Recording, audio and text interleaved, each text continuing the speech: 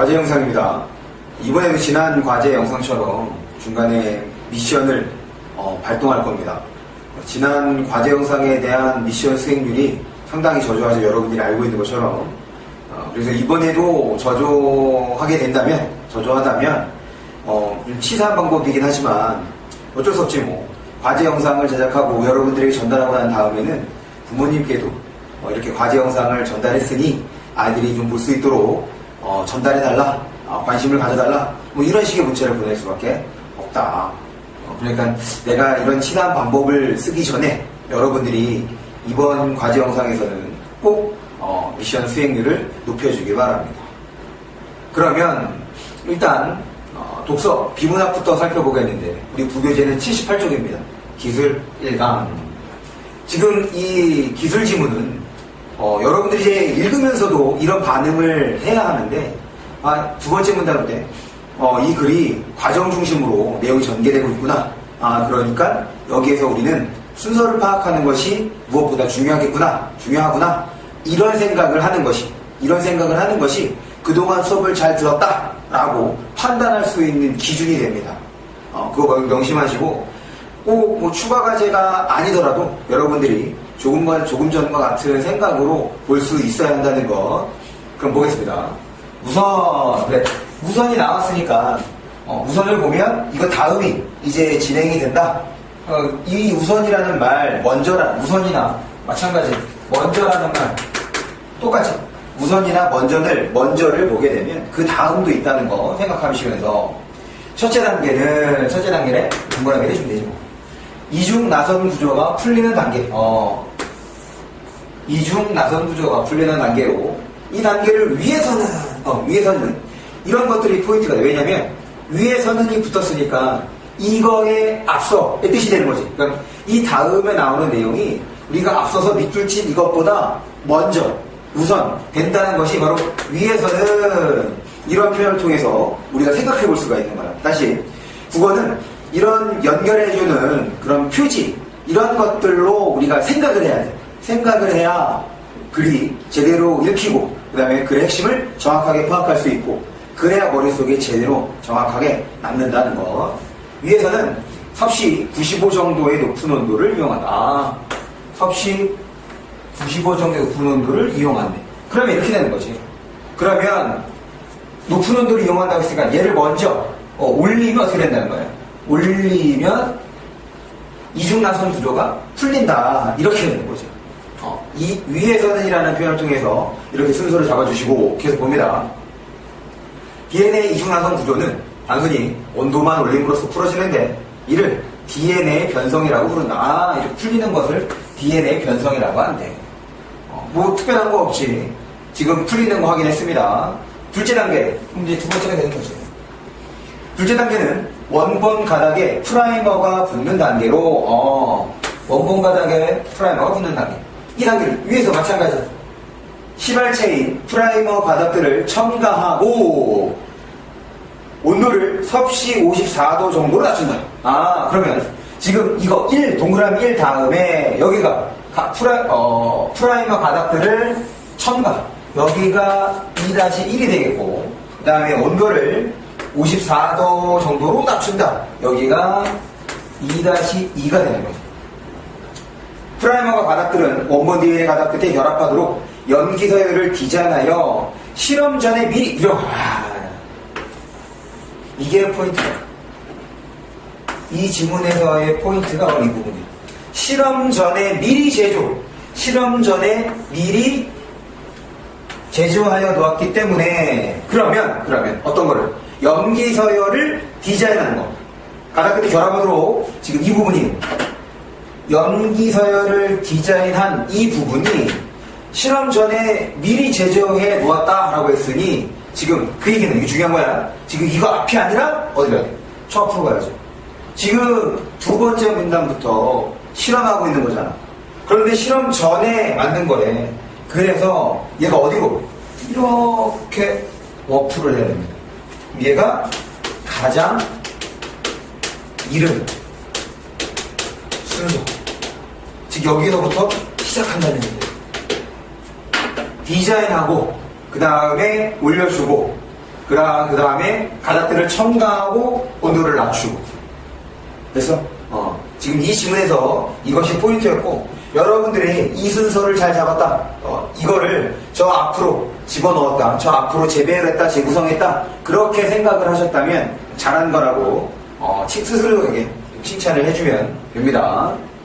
넘어갑니다. 네 번째 문단. 셋째 단계에서는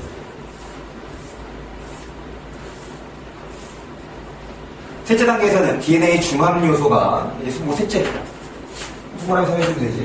셋째 단계에서는 DNA 중합 요소가 염기들을 원본 가닥에 붙여나가는 단계인데 항상 주술관과 확인해야 돼. 중합 요소가 염기들을 붙여나가는 단계인데 이 단계를 위해서는 DNA 중합 효소와 DNA 4가지 구성 요소가 포함된 뉴클리오티드 용액을 첨가하고, 이게 중요해요. 지금 얘와 그 다음에 얘가 포함된 첨가하고 DNA 중합 효소가 염기들을 원본 DNA 뭐겠어? 안 좋았나 봐. 염기를 원본 DNA 가닥에 붙여나가기에 적합하도록 그 다음에 섭씨 올린다. 이렇게 되는 거예요. 그래서 온도는 95, 54, 74 이렇게 변화가 되는 과정 중에서 그냥 순서대로 봐주면 되는 거였지. 그런데 이 순서가 바뀌는 순서를 재구성해야 되는 순간이 있었다. 그 순간이 바로 세 번째 문단. 어디 있어?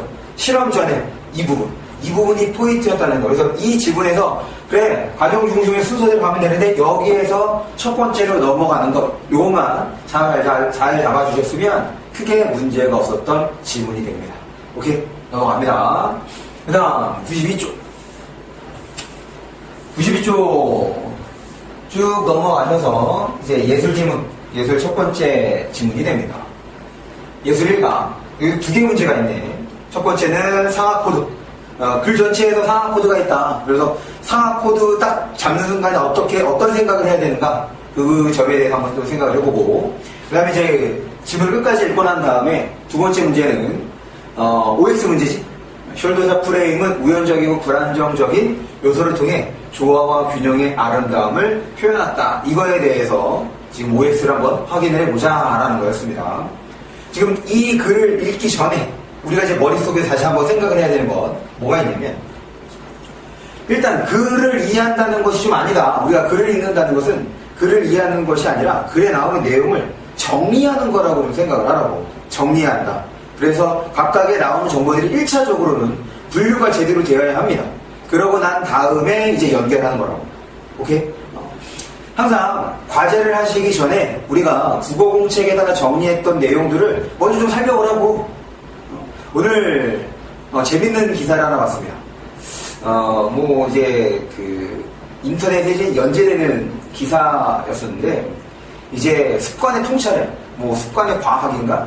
그래서 이 습관이라고 하는 것은 그 무의식 영역에 해당하는데, 이 무의식 영역은 한 21일에서 66일 정도의 반복적인 훈련을 통해서 무의식의 영역으로 넘어간다고 하더라고요. 그렇게 된다면 통찰할 수 있다. 이런 요지의 글이었는데, 지금 국어, 이 얘기를 하는 이유가 국어에 아주 잘 맞아떨어지기 때문에 그렇습니다. 무슨 말이냐면, 지금 우리는 의식적으로 지문을 이렇게 본다. 지금 그런 훈련을 하고 있는 거야. 근데 여러분들과 나이 차이가 뭐라 그랬어? 나는 이런 생각을 안 해도, 하지 않더라도 자연스럽게 글의 내용이 파악이 된단 말이야. 그렇게 읽힌다고. 근데 여러분들은 아직 연습, 훈련이 부족하기 때문에 이것이 완전히 몸에 배기 전까지, 체화되기 전까지는 자꾸 의식적으로 훈련을 해야 한다는 거야. 그것이 최소한 언제다? 66일 정도다. 한 2달가량이 된다는 얘기지. 지금 우리 방학 때부터 쭉 국어를 공부해오고 있는데, 아마 3월이 되면은 국어 이렇게, 비문학 이렇게, 시 이렇게, 좀 이런 게 돼야 된다고. 이런 느낌을 여러분들이 가져야 한단 말이야. 이런 느낌이 저절로 떠올라야 된다고. 그래야 내가 그동안 수업을 잘 듣고 그 다음에 연습도 제대로 했구나가 되는 거지. 2달이 지나고 났는데도 별반 다름이 없다.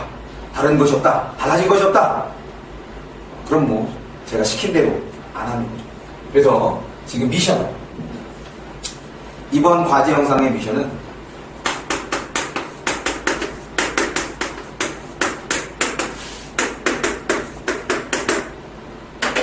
성실함이 최고다.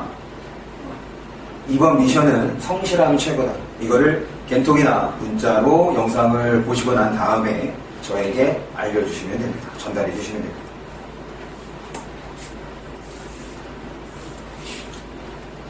보겠습니다. 일반적으로 사진을 찍을 때는 사진에 담을 대상인 중심 피사체를 사진 찍을 때 내 얘기구나. 사진 찍을 때 그래서 먼저 선정하여 화면 중앙에 놓고 이것에 초점을 맞춘다. 그런 다음 그 순서에 중심 피사체와 주변 풍경을 적절하게 구획하여 그 다음에 적절하게 구획하여 안정된 구도로 사진을 찍는 것이 일반적인 프레임 구성 방법이다. 그래서 먼저 일반적인 프레임 구성 방법에 대해서 설명을 한 거네. 그런데 그런 데가 나왔으니까 달라지겠지. 앞에서 설명한 거 한번 떠올려. 물론 첫 번째 문단이어서 그렇게 많은 내용이 나온 건 아니긴 하지만 그래도 그런 데를 보면 의식적으로 혹은 무의식적으로 앞에 나오는 내용들 한번 정리해주고 넘어가야 된다는 생각을 해야 한다는 거. 그런데 앞에서 뭐 얘기했다고? 일반적인 프레임 구성 방법에 대해서 얘기를 해준 거야. 그래서 피사체를 선정하고 중앙에 놓고 초점을 맞춘 다음에 구획하여 구도로 찍는다. 그치? 여기서도 간단한 순서가 나타났네. 그런데 사진을 촬영하다 보면 의도하지 않았던 요소들이 개입하여 일반적인 프레임 구성 방법에서 벗어났음에도 미적 효과가 느껴지는 경우가 있다. 의도하지 않았던 요소들이 개입했지만 미적 효과가 느껴지는 경우가 있다는 거네. 이를 의도적으로 활용한 대표적인 예가 숄더샷 프레임이다. 지금 첫 번째 문단 끝이 숄더샷 프레임으로 끝났어. 그러면 두 번째 문단부터는 뭐에 대해서 설명을 하겠다? 그렇지. 숄더샷 프레임에 대해서 설명을 하겠다. 이렇게 생각을 하고 두 번째 문단을 보셔야 합니다. 그러면 숄더샷 프레임에 대한 설명 한 번 더 확인을 해야지. 의도하지 않았던 요소들이 들어가서 미적 효과가 느껴지는 거야. 그러니까 일반적인 프레임 구성을 어떻게 한 거야? 숄더샷 프레임을 깨트린 거지. 됐습니까? 넘어갑니다. 두 번째 문단.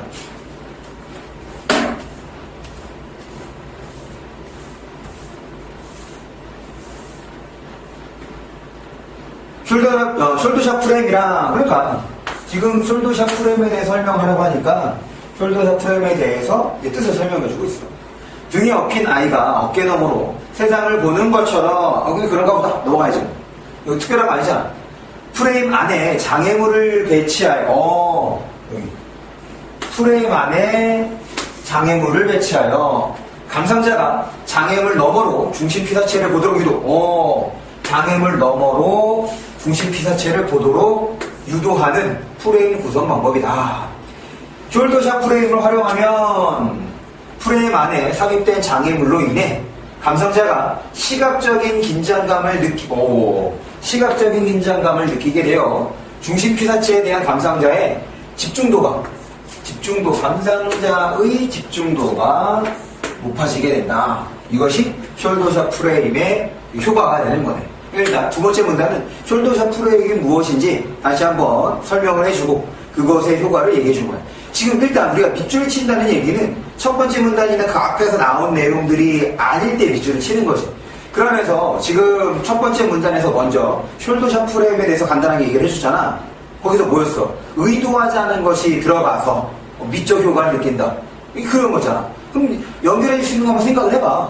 여기서 밑줄 친 것 중에서 어떻게 연결이 되겠어? 바로 장애물 배치. 이 장애물이 지금 일반적인 그 구도에서, 일반적인 그 프레임에서 벗어난, 그러니까 우리 첫 번째 문단에서 확인했던 어떤 거와 어딨어?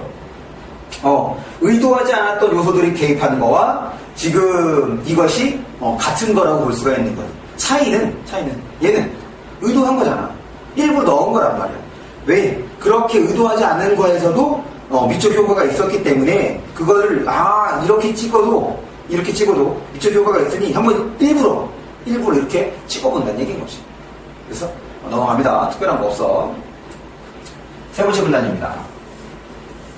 이 두 번째 분단에서는 숄더 프레임의 개념을 정의해줬고, 그런 다음에 효과를 설명해줬습니다. 세 번째 분단.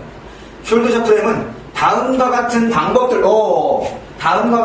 방법들이래. 들이라고 했으니까 지금 숄더 프레임은 여러 가지 방법을 통해서 실현될 수 있다는 거지. 바로 이 부분이야. 여기에서 우리 머릿속에서는 이게 첫 번째 문제와 연결이 되겠네. 지금 여기서 숄더 샷 프레임에 지금 여러 가지가 있을 거다. 다음과 같은 방법들이라고 했으니까 있을 거다라고 생각을 하고 지금 이렇게 머릿속에서 구성하려는 생각이 필요하다는 거야. 보겠습니다. 지금 그러면 나눠지는 거니까 여기에 이제 A, B, C, D가 있어. 그러면 이 대상들에 나눠졌으니까 뭐 생각해야 돼? 그렇지. 공통점과 차이점을 생각해야지. 그럴 때 지금 이 상위 요소 여기에 해당하는 것이 바로 일단 공통점이 되겠고, 얘네들이 나눠지는 이런 것들이 이제 뭐가 되겠어? 그렇지. 이렇게 나눠지는 것들이 차이점이 된다고 생각을 하셔야겠습니다. 이 생각을 했느냐? 이 생각을 해야 한다. 이것이 첫 번째 문제에서 요구했던 거야. 계속 봅시다. 첫 번째 방법이네. 사진에 담고자 하는 중심 피사체 앞에 장애물을 배치해야 돼. 근데 이미 얘는 이제 숄더 프레임에 대해서 한번 확인했던 내용인 거니까 크게 어려움은 없을 것 같아. 계속 봅니다. 장애물을 배치하면 감상자가 눈에 잘 띄는 장애물을 먼저 본 다음에 중심 피사체를 보기 때문에 중심 피사체로 시선이 집중되는 효과가 나타난다. 지금 얘도 이미 두 번째 문단에서 얘기해준 거랑 설명한 거랑 큰 차이가 없잖아. 그러니까 이렇게 큰 차이가 있다 없다 자꾸 연결해서 생각을 하려면 뭐가 필요하다고? 여러분들이 좀 천천히 읽어야 돼. 한 번 더 읽어보고 눈으로 한 번 더 확인을 하고 그래서 머릿속에서 강화시켜야 된다고. 이것이 훈련이 돼야지 나처럼 한 번만 봐도 머릿속에 남는단 말이야. 훈련하면 됩니다. 아까 얘기했어. 습관, 통찰. 이것이 반복과 훈련을 통해서 가능해진다는 거. 계속 보면 이때 장애물이 중심 피사체보다 크면 지금 이 장애물의 크기에 대한 내용은 위에 나왔어 안 나왔어? 안 나왔잖아. 그럼 이런 거에다가 이제 표시를 하는 거지. 장애물이 중심 피사체보다 크면 장애물이 크면 이렇게 되는 거잖아. 이렇게 대소관계에 해당하는 거니까. 장애물이 감상자 눈에 더 잘 띄게 크면 더 잘 띄게 된다. 이런 식으로. 기호가 중요한 것이 아니라 기호를 표시함으로써 기호를 활용함으로써 인지 우리가 이제 눈으로 보는 것이 높아지고 머릿속에 한 번 더 기억되고 저장되고, 그리고 장애물의 형태나 자세, 시선 등이 중심 피사체를 향하도록 하면 형태나 이런 것들이 피사체를 향하도록 또한 하면 감상자의 시선을 중심 피사체로 이끌어주는 지시성이 강화된다. 지시성이 강화된다. 그럼 여기에서 지금 위에서 나오지 않은 두 가지 내용 바로 뭐가 되는 거예요? 크기에 대한 것과 방향에 대한 거지. 이거를 이제 추가로 이제 기억해주면 되는 거라. 둘째, 중심 피사체에는 초점을 정확하게 맞추는 반면, 이번에 초점에 대냐? 초점을 정확하게 맞추는 반면, 장애물에는 초점을 맞추지 않는다. 초점의 차이인 거네. 지금 자꾸 머릿속에 생각해야 돼. 방법. 봐봐. 지금 여기에서 첫 번째 방법은 뭐에 대한 거야? 크기와 그 다음에 방향에 대한 얘기를 한 거야. 이렇게 머릿속에 정리가 되는 거야. 머릿속에 정리가 돼야 돼. 두 번째는 초점에 대한 얘기였어. 그런데 초점이 맞추는 건 뭐였어? 중심 피사체였던 거고, 장애물에다가는 초점을 맞추는 것이 아니었지. 오케이? 계속 봅니다. 그러면 감상자는 초점이 맞지 않아 흐릿하게 보이는 장애물보다 초점을 맞춘 대상을 중심 피사체로 인식하여 시선을 집중하게 된다. 어디서 지시성이 강화된다. 그 다음에 눈에 더 잘 뜬다. 결국 같은 얘기인 거지. 그러니까 특별하게 표시 안 해줘도 돼. 효과는 같은 거야. 이미 이 효과에 대해서는 그 숄더샷 프레임을 설명할 때 얘기를 해주는 거니까. 그렇게 처리해도 됩니다. 됐지? 셋째, 중심 피사체와 장애물의 밝기를 대비시킨다. 이번에는 밝기를 대비시킨대. 세 번째는 뭐에 대한 얘기야? 밝기에 대한 얘기입니다. 중심 피사체는 밝게, 장애물은 어둡게 촬영하는 곳이 좋다. 중심 피사체는 밝게, 장애물은 어둡게. 그러면 밝음과 어둠이 대비되면서 감상자가 중심 피사체를 주목하게 된다. 여기서 마찬가지. 중심에서는 밝은 것, 그 다음에 장애물은 밝지 않은 것. 오케이? 세 번째 문단. 바로 세 번째 문단이 그 포인트였네. 세 번째 문단에서 설명 대상이 나눠지게 됐다라는 거. 그러면서 머릿속에서는 이들, 대상들의 공통점과 차이점을 우리가 잡으려고 해야 된다, 연결하려고 해야 된다, 끄집어내야 된다. 이런 생각을 해주시면 되겠다. 마지막 문단입니다. 숄더샷 프레임은 의도하지 않았을 때 나타나는 미적 효과를 의도적으로 활용하여 사진의 예술성을 구현하고자 한다. 이거 어디에 나왔던 거야? 첫 번째 문제가 나왔던 거잖아. 그렇게 생각이 나야 돼. 이 문장을 보고. 숄더샷 프레임은 조화와 균형, 통일을 기본으로 여겼던 기존의 예술에서 벗어나 이런 거죠. 숄더샷 프레임에 대한 얘기인데 조화, 균형 쭉 넘어가서 기존의 인식에서 벗어나가 됐으니까 지금 얘는 숄더샷 프레임에 대한 설명이 아닌 거잖아. 그거 구분해야지. 그러니까 문장을 길어져. 그럼 중간에 끊을 수 있는 부분에 생각을 해보라고. 그래서 뭐에 대한 얘기인데? 숄더샷 프레임에 대한 얘기라는 거는 머릿속에 담아두시고, 순간적이고 우연적인 것, 불안정한 것에 아름다움을 발견했다는 점. 이거네. 순간적, 우연적, 불안정한 것. 이것이 누구의 것인 거야? 그렇지. 숄더샷 프레임의 것인 거야. 무엇을 활용해서? 창의물을 활용해서 점에서 사진예술의 새로운 방향을 제시한다고 할 수 있다. 그래서 두 번째 문제, 우리 OX 문제의 포인트는 바로 이 부분이 됩니다. 무슨 말이냐면 지금 결국에는 이렇게 되는 거지. 숄더샷 프레임 얘기 나왔지만 실제적으로는 어떻게 돼야 돼? 이거 적어볼게요. 이거 옮겨서 실제로는 일반적인 프레임과 그 다음에 숄더샷 프레임, 그리고 이럴 때 첫째, 둘째, 셋째, 지금 머릿속에 이런 구성이 된단 말이에요. 그러면서 이 마지막 문단에서 일반적인 프레임의 특징, 그러니까 숄더샷 프레임의 특징도 여기 추가가 된 거지. 어떤 거야? 순간적, 그 다음에 우연적, 그 다음 불안정한 거.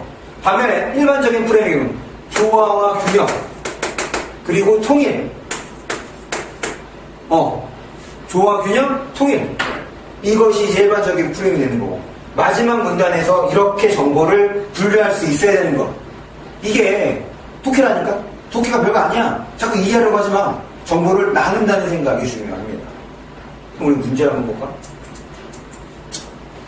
문제야.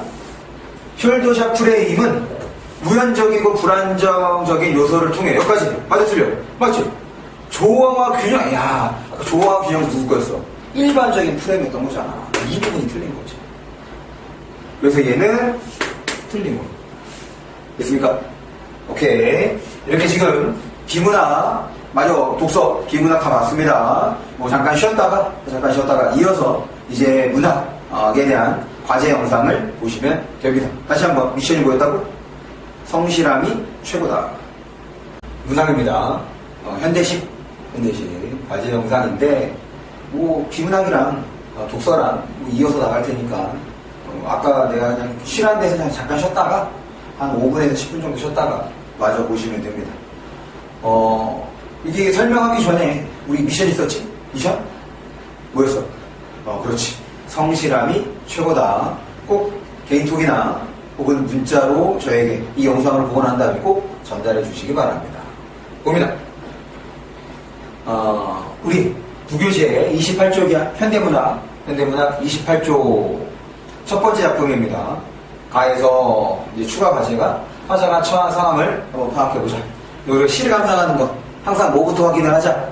제목부터 확인하자고 있습니다. 제목을 봅니다. 제목을 보니까 접동새, 김소월의 접동새 새잖아. 접동새는 소쪽새, 뻐꾸기 이렇게 생각하면 돼.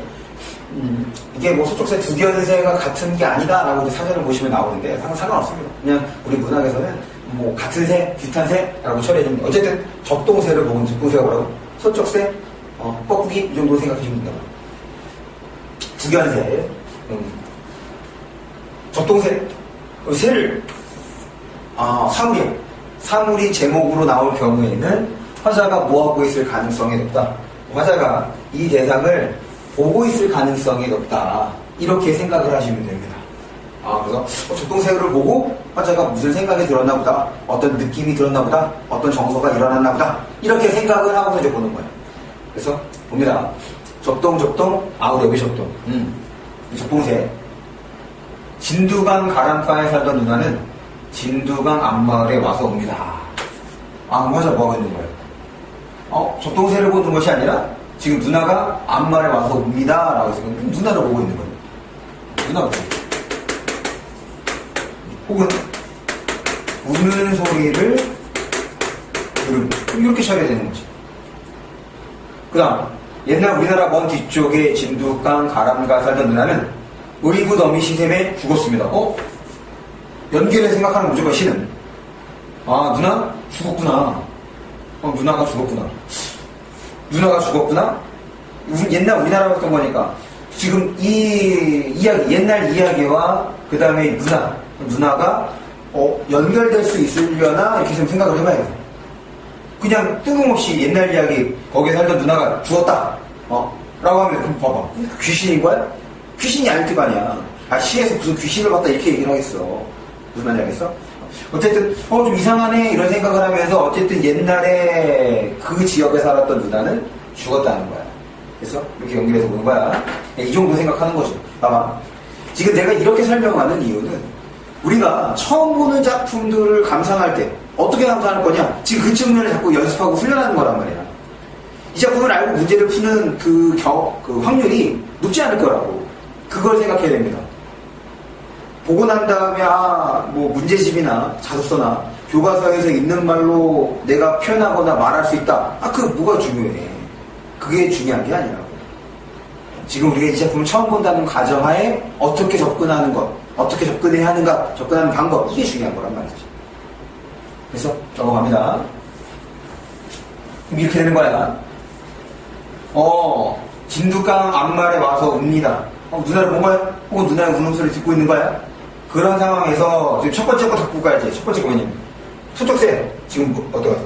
적동새. 적동새를 보고 있구나 생각하는데 와서 내용을 보니까 누나가 울고 있네. 그런데 옛날 이야기. 진두강 과거에 그때 그 과거 이야기 속에 나오는 누나는 죽었다. 의붓 어미 시샘에. 그래서 이 정도 잡아주고 넘어가야지. 누나라고 불러버려. 당연히 누나라고 불러야 되는 거 아니야? 지금 위에서 뭐라고 얘기했어? 위에서 누나라고 얘기했잖아. 누나라고 얘기했으니까 그럼 누나라고 불러야지. 이상해. 오 불서러. 시세음에 몸이 죽은 우린 이거 보이시네. 시세음에 몸이 죽은 우리 누나는 죽어서 적동새가 되었습니다. 그럼 정리합니다. 화자는 실제로 울고 있는 누나를 본 것이 아니라 뭘 보고 있는 거야? 적동새를 보고 있거나 또는 적동새 소리를 듣고 있는 거지. 들리고 있대. 듣고 있는 거지. 그럼 이 소리를 통해서 누가 생각이 난 거야? 이 소리를 통해서 지금 이렇게 상황을 통해서 누가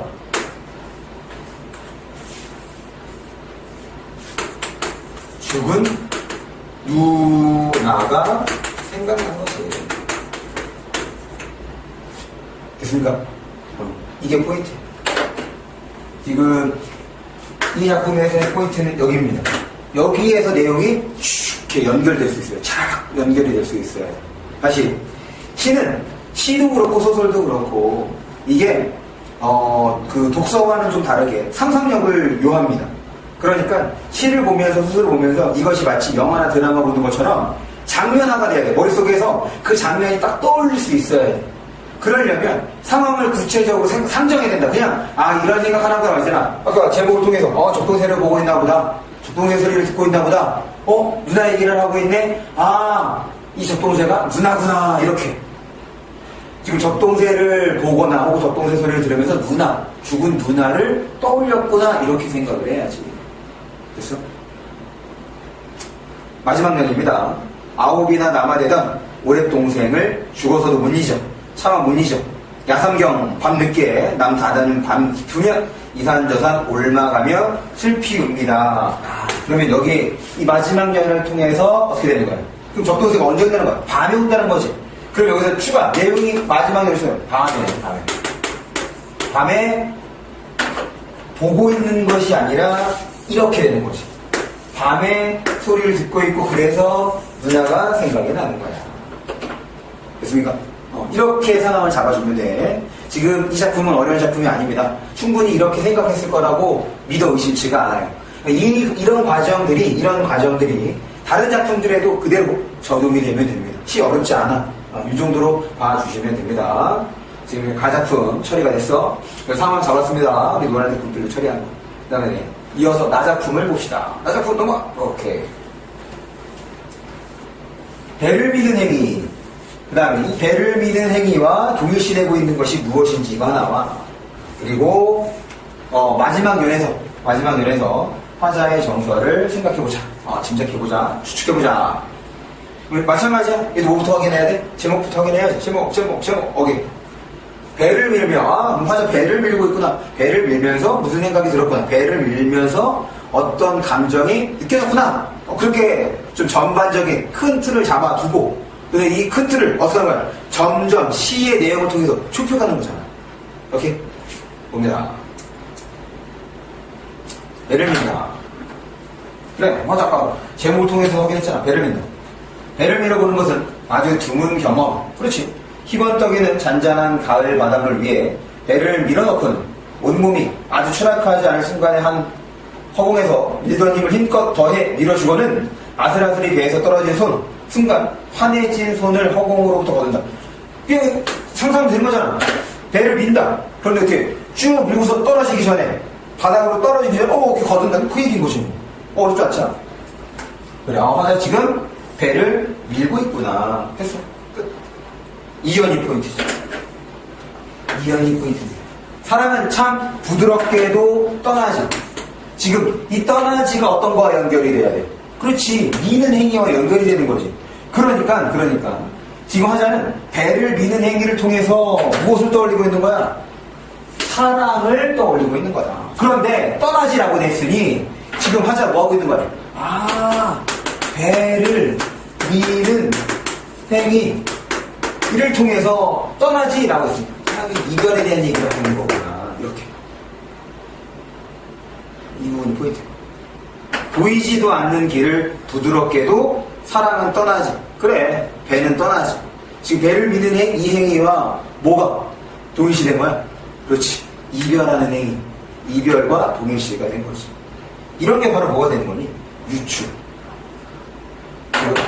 여기서 나타난 과정이 바로 사고 과정이 유추가 되는 거고, 일종의 뭐라고 한다? 연상이라고도 한다. 이렇게 우리가 배웠습니다. 그래서 보자. 배를 한껏 세게 밀어내듯이 슬픔도, 화자의 정서가 직접 나네. 슬픔도 그렇게 밀어내는 것이냐. 그래, 슬픔도 밀어내는 거구나. 배를 미는 행위, 이별, 또 어떤 거야? 슬픔도 밀어내는 것.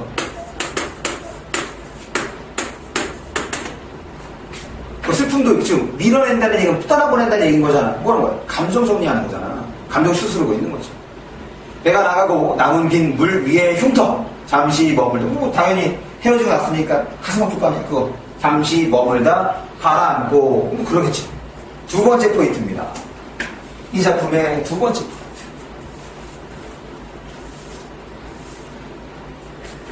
요 배를 미는 행위는 처리가 됐어. 배를 미는 행위는 이별, 사랑을 떠나보내는 거 혹은 감정을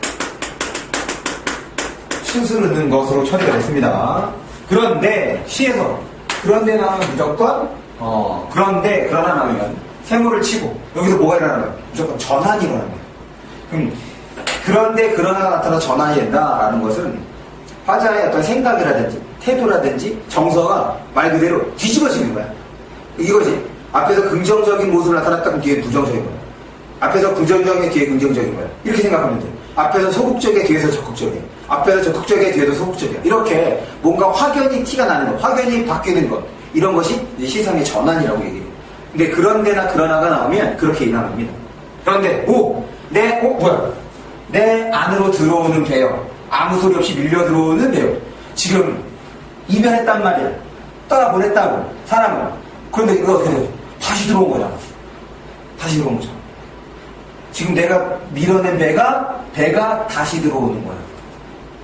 지금 어떤 거야? 지금 이별에 해당하는 감정을 추스르는 행위했던 건데, 내가 제대로, 흉터가 가라앉는다고 됐는데, 그것이 제대로 그렇게 감정을 추스르는 것이 아닌 거지. 무슨 다시 들어왔던 거니까. 그래서 다시 이게 사랑이 시작된다는 거야? 무슨 사랑이 시작돼? 사랑이 시작되는 게 아니지. 여기에서 나 완전히 잊었다. 이제 그 슬픔에서, 이별의 슬픔에서 벗어났다고 생각을 했는데 그것이 아닌 거지.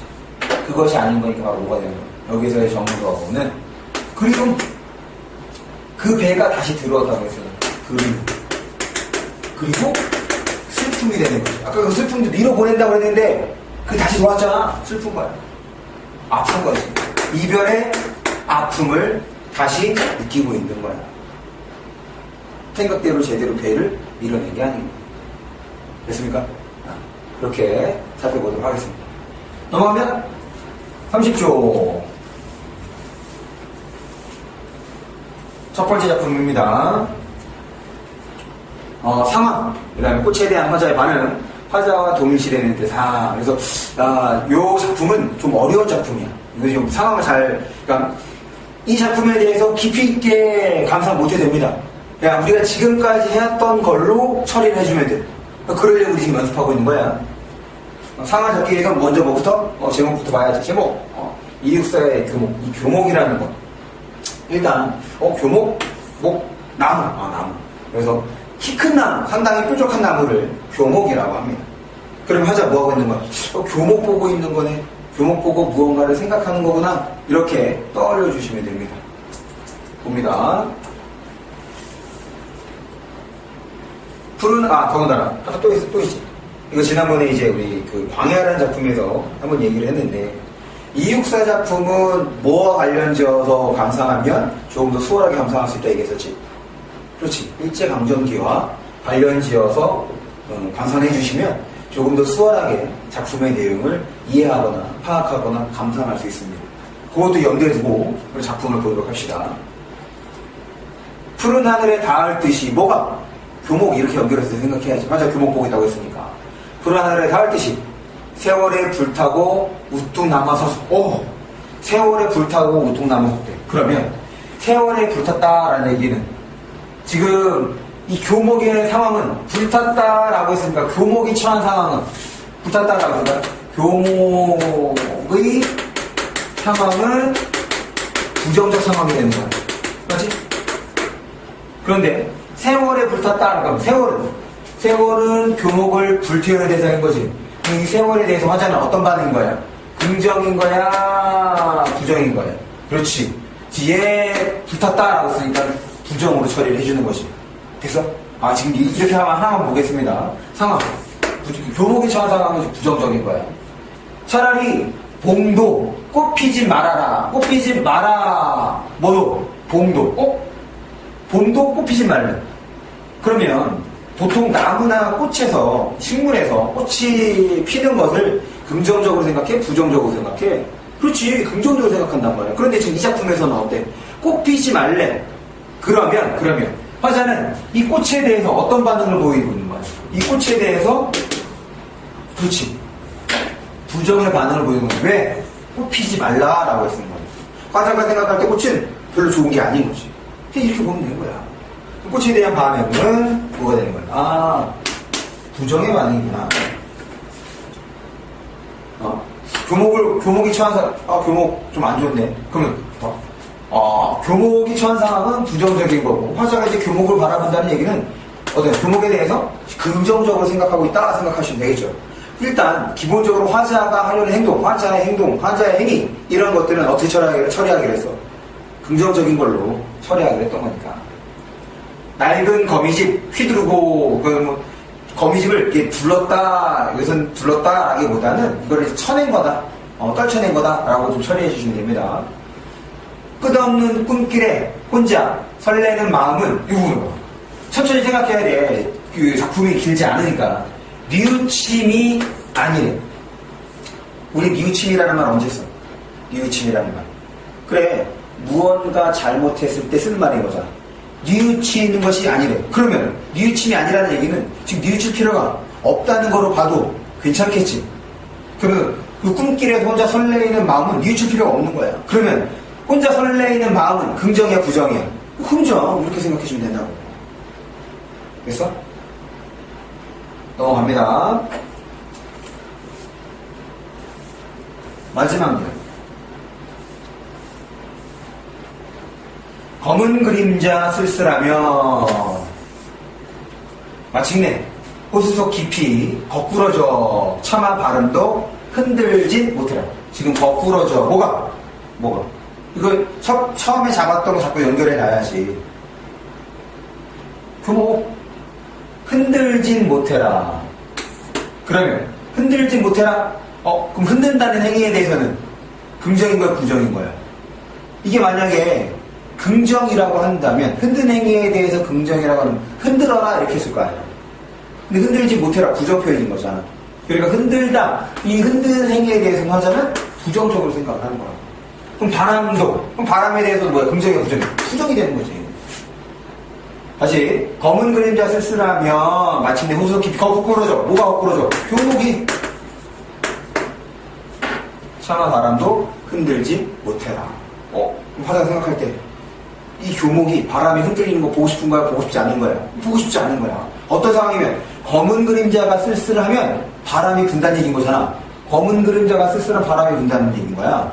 그러면은 바람이 얘를 흔들지 못했으면 좋겠어. 바람에 흔들리지 않았으면 좋겠어. 그런데 지금 그냥 있으면 어떻게 될 것 같아? 흔들릴 것 같아. 그러니까 뭐 하는 거야? 검은 그림자 쓸쓸하면 그냥 거꾸러져. 죽으라는 얘기인 거죠. 이 교목 나무가 물에 거꾸러지면 어떻게 된다는 얘기야? 거꾸러졌다는 얘기는 죽었다는 얘기인 거잖아. 그럼 뭐야? 결국 흔들릴 바에는 죽어라라는 얘기인 거지. 흔들릴 바에는 죽어라. 이게 정말 죽어라는 뜻이야? 아니지. 죽지 말아라. 그럼 죽지 말아라? 왜? 어떻게? 흔들리지 말아라가 되네. 흔들리지 말아라. 지금 화자는 교목을 보고 있는 거야. 이렇게 뾰족한 나무를 보면서 야, 흔들릴 바에는 차라리 죽어. 이렇게 생각을 하고 있는 거라고. 그럼 야, 교목이 그런 가치가 있는 거겠어? 지금 일제강점기라는 상황을 생각해봐. 그 다음에 지금 이연에서는 뭐 나왔어? 낡은 끝없는 꿈길 혼자 설레이는 마음은 뉘우침이 아니에요. 갑자기 왜 뜬금없이 마음이 튀어나오고 있어? 교목의 마음? 그래. 교목이 설렐 수 있을 것 같아. 그런 상황에서. 그런데 그거는 뉘우침이 아니야. 설레는 마음은 좋은 거지. 일제강점기라 생각을 해보자. 그럼 일제강점기 때 화자가 긍정적으로 생각하는 건 뭐겠어? 조국의 광복, 독립이 되는 거 아니야. 지금 거기에 대해서.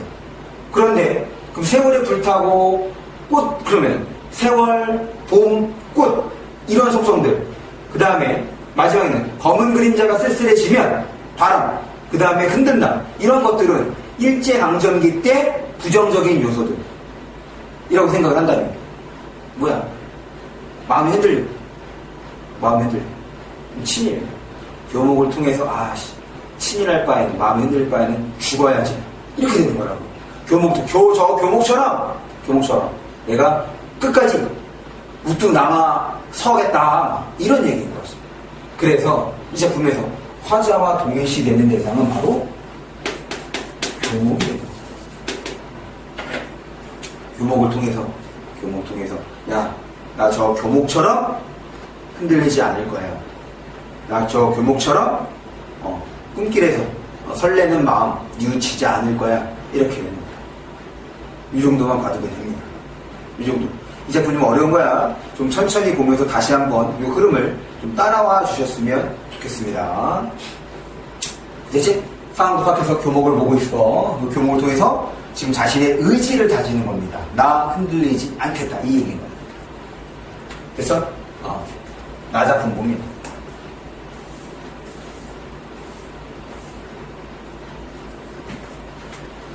나 작품도 마찬가지네. 상황, 눈에 대한 반응, 그리고 죽음을 잃어버린 영혼과 육체와 같음인 거. 우리가 시, 소설, 문학작품도 마찬가지다. 기본적으로 글을 읽는 건 똑같습니다. 그렇게 생각을 하고선 접근하는 것이 좋아. 그럼 또 뭐 해야 돼? 제목부터 봐야지. 김수영의 눈이, 눈을 보고 있구나. 눈을 보고 있구나. 눈을 보면서 어떤 생각을 했을까? 이렇게 생각해 주면 되겠네. 봅니다. 눈은 살아있다. 눈 살아있대. 그럼 눈은 살아있다면 일단 살아있는 것들은 긍정적일 가능성이 높겠지? 눈 살아있대. 떨어진 눈은 살아있다. 마당 위에 떨어진 눈은 살아있다. 그래, 눈 살아있대. 결국 눈 살아있다는 얘기죠. 기침을 하자. 그러면 기침을 하자고 했으니까 이 기침하는 행위에 대해서는 긍정이야, 부정이야? 기침에 대해서? 그렇지. 하자, 긍정적으로 생각하는 거죠. 젊은 시인이야, 기침을 하자. 그러면 젊은 시인이 기침을 하자는 얘기인 거니까 젊은 시인에 대해서 하자도 뭐야? 긍정이야, 부정이야? 긍정이야. 이거 했으면 좋겠다. 라는 얘기인 거니까. 눈 위에 대고 기침을 하자. 지금 여기서도 지금 눈을 봐봐. 눈 살아있다면서 이거 긍정적인 가능성이 높은데? 라고 생각했네. 눈 위에 대고 기침을 하자. 뭐야? 누구한테 기침을 하자고? 눈더러 보라고. 마음 놓고 기침을 하자. 눈더러 보라고 기침을 하자. 그래, 알았어. 그래서 넘어가네. 지금 눈을 보고 젊은 시인한테 야, 같이 기침하자. 눈을 보면서 야, 젊은 시인 같이 기침하자. 이렇게 된 거야. 눈은 살아있다. 죽음을 잃어버린 영혼과 육체를 위하여 눈은 새벽이 지나도록 살아있다. 이 죽음을 잃어버린 영혼과 육체는 누구를 말하는 걸까? 기침을 하자. 젊은 시인이여 기침을 하자. 눈을 바라보며 밤새도록 고인 가슴의 가래라도 마음껏 뱉자. 가래라도 마음껏 뱉자. 지금 눈에다가 가래를 뱉는 거지. 그걸 봐봐. 이거 마음껏 뱉자라고 했으니까 가래는 긍정이니 부정이니? 야, 내가 이 가래가 몸에 좋은 거야. 나한테 좋은 거야. 그럼 뱉어내겠어? 아니야. 좋은 게 아닌 거니까 뱉어내자는 얘기인 거잖아. 그럼 가래에 대해서 지금 부정적인 거야. 그런데 눈이 좋은 거라고 한다면 야, 좋은 거에다가 이거를 뱉어내? 이거 좀 이상하잖아. 좋은 거에다가. 좀 더 생각을 해봐야지. 눈을 바라보며 밤새도록 고인 가슴의 가래라도 마음껏 뱉자. 그래. 그럼 눈에다가 지금 가래를 뱉는 거야.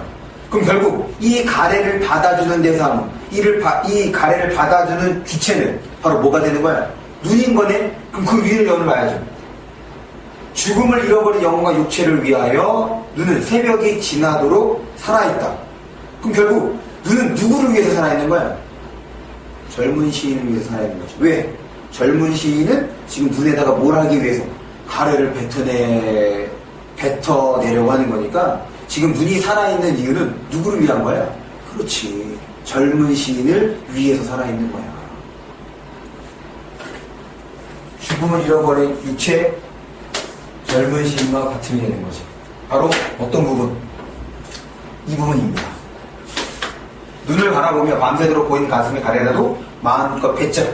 통해서 이렇게 넘어가네. 그럼 눈이 살아있는 이유는 누구 때문인 거야? 젊은 시인 때문인 거야. 그렇게 해서 같음이 되는 거지.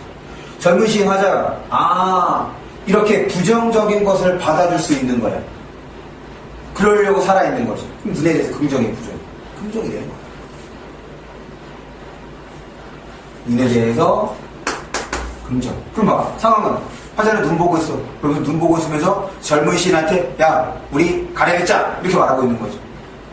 그래서 젊은 시인한테. 그러면 이렇게 생각해 볼 수가 있는 거야. 봐봐. 상황에 따라 다를 수 있어. 아까 전에 젊은 시인을 지금 긍정적으로 이런 같이 행동을 하잖아. 그러니까 긍정적으로 볼 수 있는 거지. 근데 부정적으로 볼 수 있어. 왜? 지금 젊은 시인한테는 뭐가 있는 거야? 가래가 있는 상태인 거니까 가래를 뱉어내야 되는 거잖아. 그럼 젊은 시인이 처한 상황은 뭐가 되는 거야? 긍정이야, 부정이? 부정이 되는 거지. 왜? 그 몸이 가래에 낀 상태가 된 거니까. 그래서 화자는 뭘 권유한 거야? 같이 가래를 뱉자. 어디에다가? 눈에다가. 왜? 눈이 나빠서? 아니야. 눈은 이 나쁜 것을 뭐 하기 위해서? 받아주기 위해서. 그래서 눈에 대한 반응은 긍정이 되는 거죠. 죽음을 이루는 영혼과 육체는 젊은 시인이 되는 거죠. 됐습니까? 유적품도 쉬운 작품이 아니었어. 이렇게 지금 내가 쭉 설명을 했지만 그런 것 같아 지금 그런 것 같아 이런 생각이 들었다면 그렇게 될 수 있도록 자꾸 어떻게 된다고 좀 더 보고 생각을 하라고, 생각을 조금 더 많이 하셔야, 깊이 하셔야 됩니다. 그래야지 국어는 잘 할 수 있는 거고. 그 다음에 시 자꾸 어떻게 하라고? 작년 떠올리라. 됐습니까? 넘어갑니다. 마지막 32쪽. 지금 이 32쪽에 나오는 작품들은 조금 전에 살펴봤던 교목이나 눈보다는 월등히 쉬워. 그러니까 교목하고 눈을 다시 한번 꼼꼼히 읽어보시고 상황을 한번 다시 한번 생각을 해봐. 머릿속에다가 다시 한번 그려보라고. 지금 그 다음에 나오는 작품들은 어렵지 않은 거니까. 봅니다. 똑같아요. 상황, 시상 전개 방식, 그 다음에 고통하는 법에 대해서 반응. 고통하는 법에 대한 반응을 보시에 뭐부터 봐야지? 제목부터 봅니다. 새벽 편지인 거니까 화자가 새벽에 편지를 쓰나? 이 정도 생각을 하는 거지. 편지는 좋은 거에서 안 좋은 거, 좋은 거라고 생각하면 되지. 화자가 하는 행동이다. 보겠습니다. 새벽에 깨어나 반짝이는 별을 보고 있으며 이 세상 깊은 어디에 마르지 않는 사랑의 셈 하나 출렁이고 있을 것만 같다. 끝났네, 상황.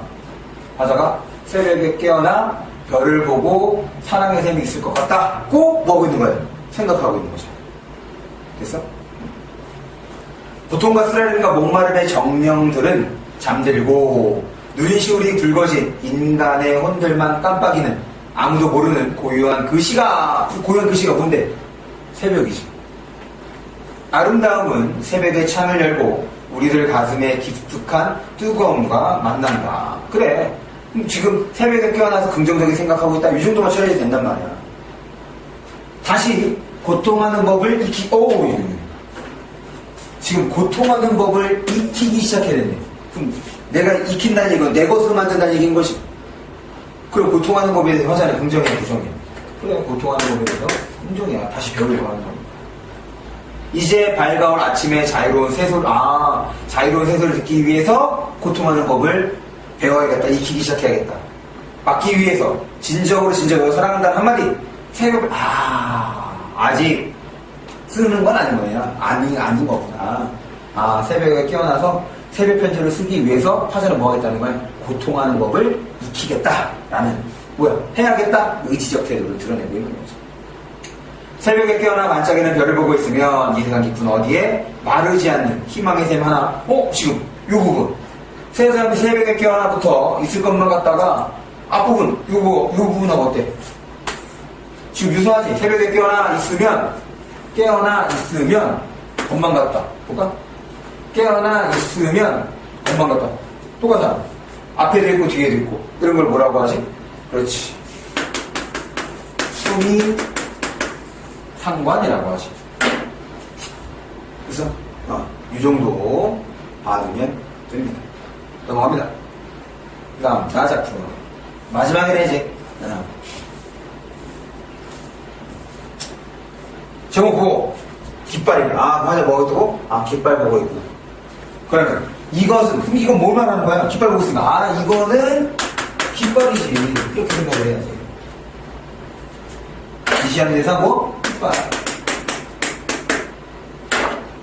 저 푸른 해원을 향하여 흔드는, 그럼 푸른 해원에 대해서는 향해서 흔드는 긍정적인 영원한, 이것은 소리 없는 아우성이고, 이것은 아우성. 그 다음에 흔드는 노스텔지의 손수건. 순정은 물결같이 바람에 나부끼고, 지금 바람에 나부끼는 뭔데? 깃발이잖아. 오로지 맑고 고든 이념의 표대 끝에, 애수는 백로처럼. 그러면 애수는 표대 끝에 깃대인 거지. 깃발이 묶여있는.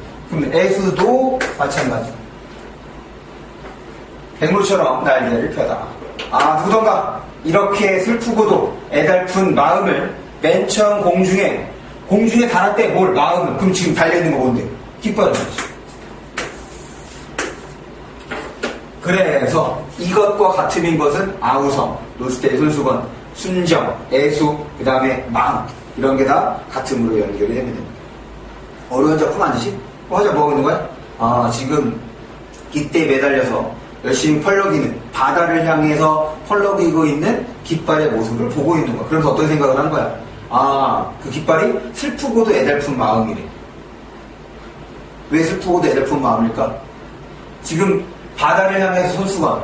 그럼 어디를 향하고 싶은 거야? 푸른 해원을 향하고 싶은 거야. 그런데 푸른 해원에 갈 수 있어 없어? 못 가. 왜 못 가? 묶여있으니까. 어디에? 표대에, 깃대에.